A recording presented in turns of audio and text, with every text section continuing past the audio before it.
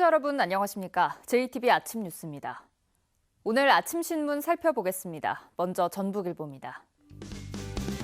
올 3분기 기준 전북 지역 경제 지표가 일부 회복세로 전환되면서 최악의 수준은 면한 것으로 나타났습니다. 통계청이 발표한 3분기 지역 경제 동향에 따르면 전북 지역 경제 지표는 수출과 광공업 생산 등의 감소폭이 줄어들면서 전국 평균 수준을 보였습니다. 전북 도민일보입니다. 전주 지역 대리운전비가 지난 9일부터 시내 기준 30% 정도 인상돼 소비자들의 불만을 사고 있습니다. 대리운전 성수기인 연말을 앞두고 사전 공지 없이 대리비를 올린 것으로 알려지면서 담합에 의한 인상이란 비판도 나옵니다. 전라일보입니다. 전라북도가 정부의 소재 부품 장비 특화단지 지정을 위해 행정력을 집중하고 있습니다. 전라북도는 소부장 특화단지가 이루어지면 코로나 사태로 어려움을 겪고 있는 지역 산단의 돌파구가 될 것으로 기대하고 있습니다. 새전북 신문입니다. 지역마다 차이는 있지만 해마다 10월에서 11월 사이 시군 등 지자체에서는 적게는 20톤에서 많게는 400톤가량의 낙엽을 치웁니다. 청소차를 이용해 치울 경우 불법 주정차 차량 때문에 수거에 어려움이 있고 소음 민원도 발생해 인력을 투입해 직접 수거하고 있습니다. 지금까지 아침 신문 살펴봤습니다. 전주의 일로만 여겨졌던 아파트 청약 열풍이 익산과 완주로까지 번졌습니다. 특히 완주는 인구 9만 명의 군 지역인데도 1순위에서 모든 아파트가 팔려 상황이 심상치 않습니다. 전주가 아닌 군 지역에도 이제 투기 세력이 합류한 것으로 보입니다. 정원희 기자입니다. 완주군의 첫 공공택지인 삼봉지구입니다. 지난달 한 대형 건설업체가 600여 가구를 분양했는데 5대1의 경쟁률을 기록하며 1순위 청약이 마감됐습니다. 중견 건설업체가 분양한 800여 가구도 4.7대1의 경쟁률로 1순위에 청약을 마무리했습니다. 삼봉지구는 완주 중심지에서 떨어진 데다 분양가가 3억 원에 가까워 당초 미분양이 우려됐지만 1순위에 모든 아파트가 팔리면서 이런 예상을 완전히 빗나갔습니다. 전문가들은 실거주 말고도 적지 않은 투기 세력이 개입한 것으로 보고 있습니다. 인근 지역인 전주시 에코시티에 3억 원에 분양된 아파트들이 현재 약 6억 정도에 거래되는 사례들을 보면서 가수유달도 상당히 왔을 겁니다. 익산에서도 청약 열풍이 거셉니다. 200가구 남짓한 작은 규모로 이달 초 분양한 익산의 두 아파트 역시 높은 경쟁률을 보이며 대부분 1순위로 마감됐습니다. 전국적으로 아파트 가격이 오르면서 투자자들이 규제가 없는 전북으로 몰리기 때문입니다. 또 최근 전북의 전셋값이 크게 오르자 매매값도 점차 오를 거라는 기대감이 투자 심리를 부추긴 것으로 보입니다. 저금리 기조와 또 그동안 박대한 시중의 유동성 자금이 맞물리면서 투자처를 찾지 못하는 투자 세력들이나 투기 세력들이 몰리는 것 같고요. 인구 9만 명의 완주군에서도 아파트가 모두 1순위에 팔릴 정도로 청약 열풍이 거세지면서 실거주를 꿈꾸는 서민들의 내 집 마련은 갈수록 힘들게 됐습니다.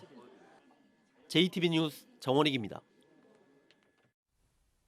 최근 인천과 광주의 일부 타이어 판매업소들이 고객의 타이어 휠을 고의로 훼손한 뒤 교체를 유도했다는 의혹이 불거졌죠.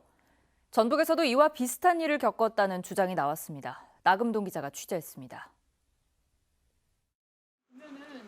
A씨 회사의 직원은 지난 4월 회사 차량의 타이어를 바꾸러 한 타이어 가맹점을 찾았습니다. 그런데 타이어 가맹점 직원이 휠 1개가 휘어 휠 4개를 모두 바꿔야 한다고 해서 휠을 모두 교체했다고 A씨는 말합니다. 탈거를 하고 나니까 휘어있다고. 그렇기 때문에 한쪽만 교체하는 밸런스가 안 맞고 또 안전상 위험이 있으니까 4개를 동시에 교체를 권했다고 하더라고요. A씨는 최근 전국에서 타이어 휠 고의 훼손 사건이 불거지자 보관하고 있던 교체 전 휠을 다시 확인했습니다.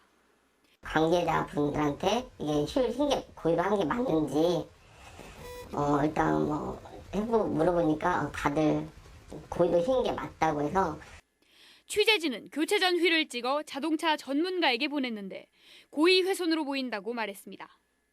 안에서 밖으로 나왔다는 것은 다 특수한 공구를 이용해서 그렇게 상처가 나는 거고 또 휘인 것도 그렇게 마찬가지고요. 홈키로 스패너로다가 파이프를 연결해서 한 것이 굉장히 확실하다 볼 수 있습니다. 해당 타이어의 가맹점 점주는 이전 점주가 있을 때 벌어진 일로 오히려 자신이 피해를 보고 있다며 이전 점주의 연락처는 모른다고 밝혔습니다. 그러면서 휠을 훼손한 게 이전 점주인지 아니면 피해자의 자작극인지 전혀 알 수 없다고 주장했습니다. A씨의 신고를 받고 다녀간 본사 관계자는 취재진에게 특별히 할 말이 없다는 입장을 남겼습니다. A씨는 해당 가맹점을 경찰에 고소해 경찰 수사에 따라 사실 여부가 밝혀질 것으로 보입니다. JTB 뉴스 나금동입니다. 고려와 조선 왕실의 진상품으로 이름이 높았던 전주 한지가 조선 4대 궁궐과 종묘의 창호를 보수하는 데 사용됩니다. 앞서 세계 3대 박물관인 프랑스 루브르 박물관의 문화재를 복원하는 데도 사용됐는데 그 가치를 더욱 인정받게 됐습니다. 보도에 송창용 기자입니다. 조선 왕조의 정궁인 경복궁을 비롯한 덕수궁과 창덕궁, 창경궁, 그리고 역대 왕과 왕비의 신위를 모신 종묘, 500년의 유구한 역사를 자랑하는 조선의 상징 4대 궁궐과 종묘에 전주한지가 사용됩니다. 전주시와 문화재청이 내년 4월부터 2년 동안 궁궐과 종묘의 창호를 보수할 때 전주한지 3만 장을 활용하기로 했습니다. 전통 한지를 다시 살리는 이런 자리에 신협과 전주와 이 문화재청이 함께하게 돼서 정말 너무너무나 정말 기쁩니다. 전주한지는 그동안 국내외 문화재 복원 분야에서 경쟁력을 인정받아 왔습니다. 2017년에는 루브르 박물관이 소장하고 있는 유물을 복원하는 데 사용됐습니다.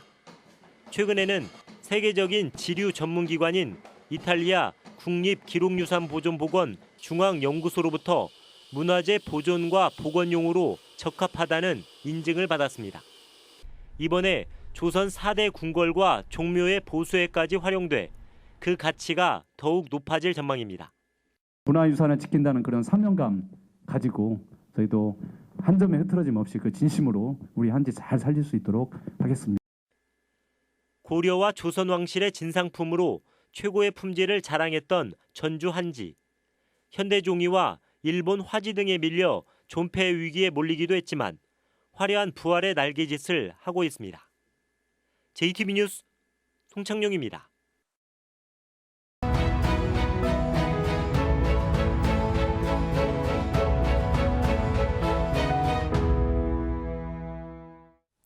지구온난화로 인한 고온과 가뭄 때문에 농업 분야의 피해가 갈수록 커지고 있는데요. 인공지능으로 작물에 필요한 수분 정보를 파악해 물을 공급하는 스마트 관계 시스템이 개발돼 주목을 받고 있습니다. 정윤성 기자입니다.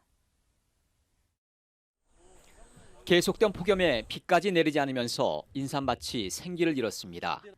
비가 와가지고 땅 이렇게 열이 내려가야 인삼야가 좀 살파인데 온도만 내려갔으면 좋겠는데 그것도 안 될 것 같아. 날씨가 지금 도와주더라네요. 2018년 가뭄 피해를 본 농작물의 재배 면적은 2,000헥타르가 넘습니다. 물의 공급 시기를 놓치면 작물은 스트레스를 받아서 생육에 치명적인 영향이 발생합니다. 수분이 부족하게 되면 잎에 기공이 닿게 되고 기공이 닫힘으로 해서 잎의 온도가 올라가서 광합성이 저해되고 광합성이 안 일어남으로 해서 이제 잎의 나무의 생육이 저해됩니다. 열 영상 시스템을 통해서 사과나무 잎의 온도를 측정합니다. 토양에 수분이 어느 정도 남아 있는지도 센서를 통해 파악합니다.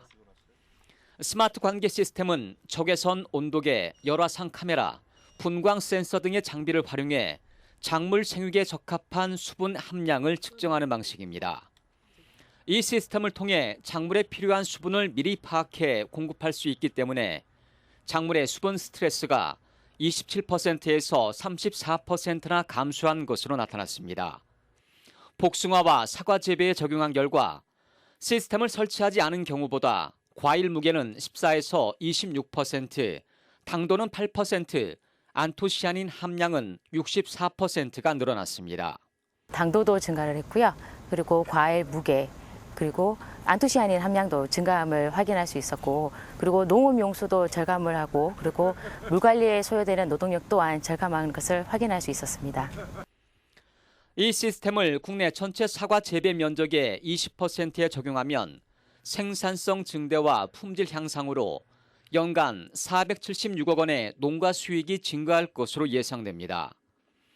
국내에서 관계시설을 갖춘 밭은 18.5%밖에 되지 않기 때문에 스마트 관계 시스템의 보급을 서둘러야 할 것으로 보입니다. JTB 뉴스 정유정입니다.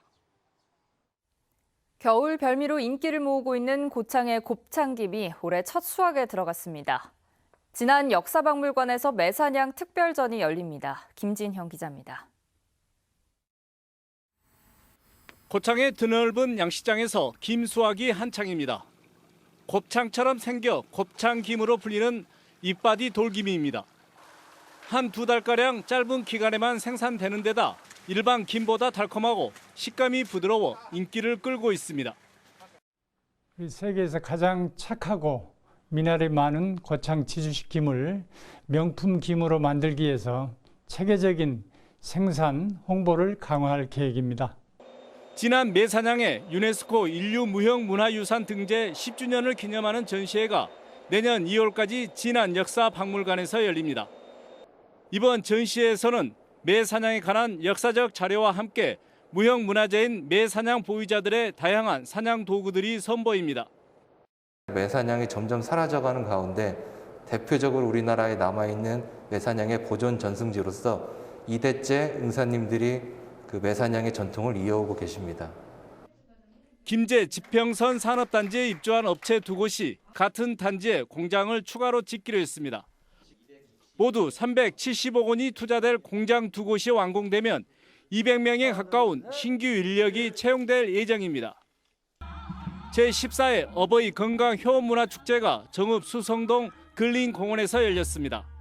이 자리에는 500여 명의 어르신들이 참석해 여러 음식을 맛보고 다양한 공연을 즐겼습니다. JTB 뉴스 김진영입니다. 전주 역세권 개발 사업을 놓고 LH와 전주시가 갈등을 빚고 있는 가운데 전주시가 주택 공급 규모를 줄이겠다는 LH의 제안도 거절했습니다. 전주시는 LH가 전주 역세권 주택 공급량을 7,800세대에서 6,600세대로 줄이겠다고 제안해왔지만 여전히 임대주택 비율은 낮고 도심 공동화 우려가 높아 사업 취소를 거듭 요구했다고 밝혔습니다.